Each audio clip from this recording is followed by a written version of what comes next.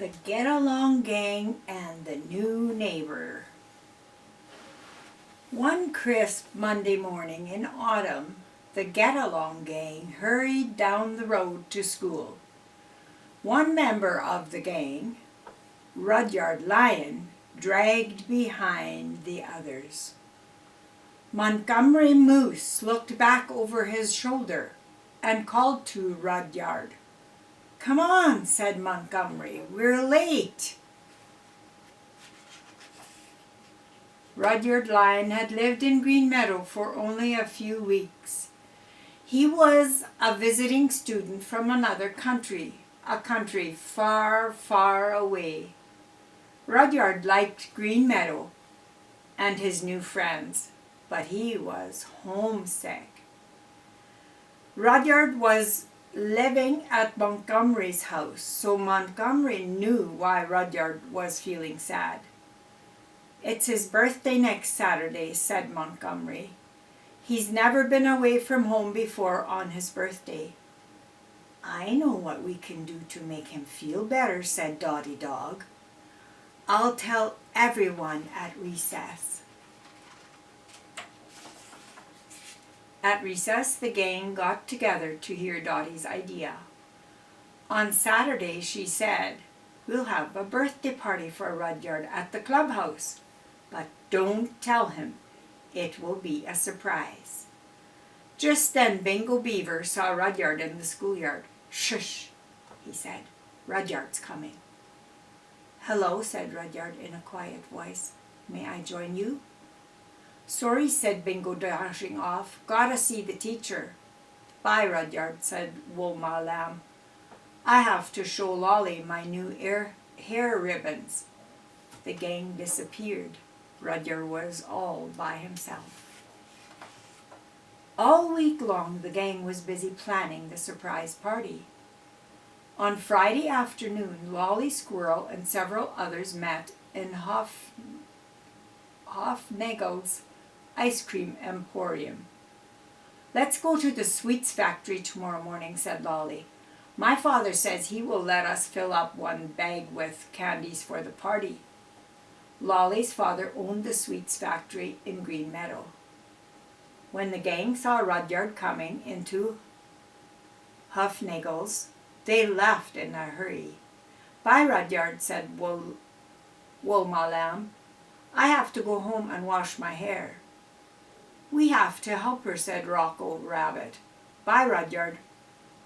Rudyard shook his head sadly as the gang rushed past him. He was alone again. Finally it was Saturday, the day of the party. That morning Lolly, Bingo, and Rocco met at the sweets factory. They filled a bag with taffy apples, candy corn, and chocolates. Then they carried the bag to the clubhouse. Bernice Bear baked a birthday cake. Wolma went to Bernice's house to help. Bernice stirred the batter while Wolma admired herself in a shiny cake pan.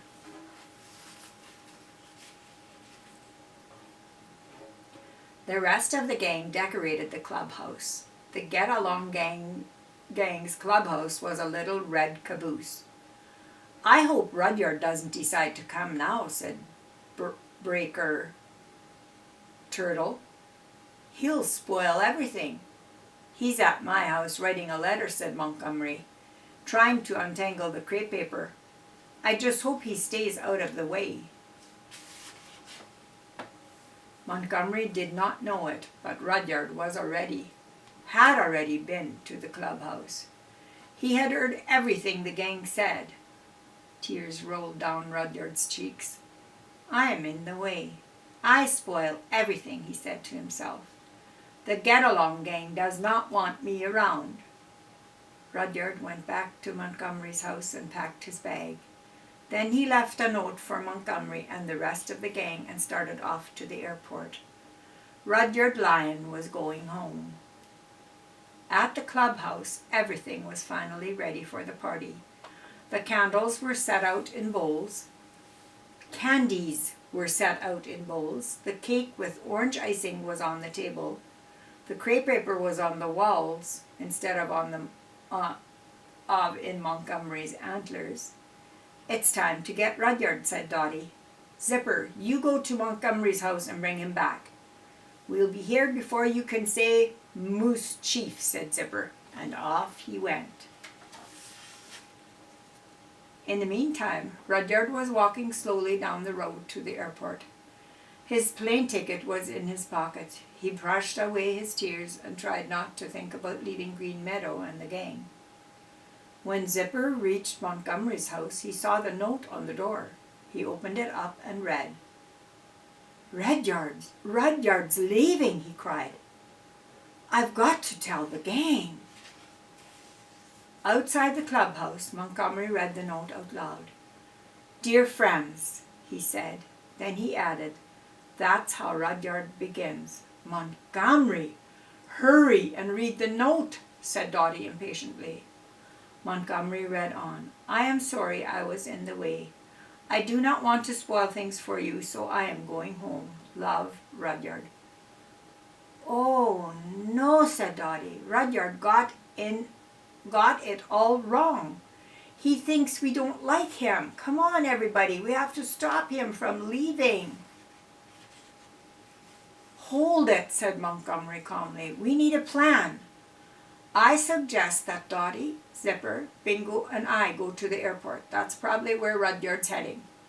The others would stay here in case he changes his mind and comes back. Raker, you cover my house in case he goes there.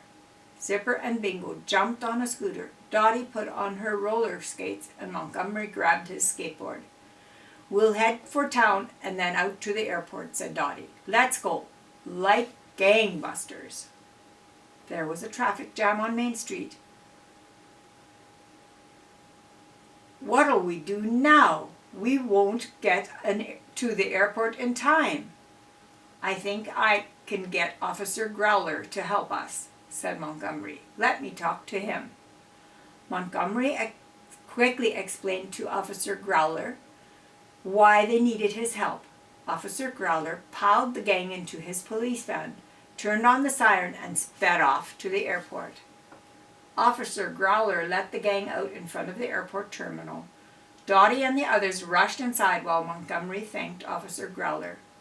They found Rudyard as he was checking his bag. Rudyard, don't go, Dotty begged. Please, come back. We'll explain everything. The gang dragged Rudyard away from the check-in counter and out of the terminal. Rudyard was not sure what was happening, but he was very glad to see his friends. At the clubhouse, Bernice was the first to see Rudyard and the others coming. They've found him, she said. Shh! Everybody be quiet. Here they come. When Rudyard walked into the clubhouse, everyone shouted, Surprise! Happy birthday, Rudyard! For the first time in a long time, Rudyard smiled. The gang sang Happy Birthday and told Rudyard to make a wish before he blew out the candles on his cake. Rudyard closed his eyes and made his wish. That he would never again misunderstand his friends, and he wished that he would be one of the gang for a long, long time. Rudyard opened his eyes, took a deep breath, and blew out every candle. Rudyard's wish was going to come true.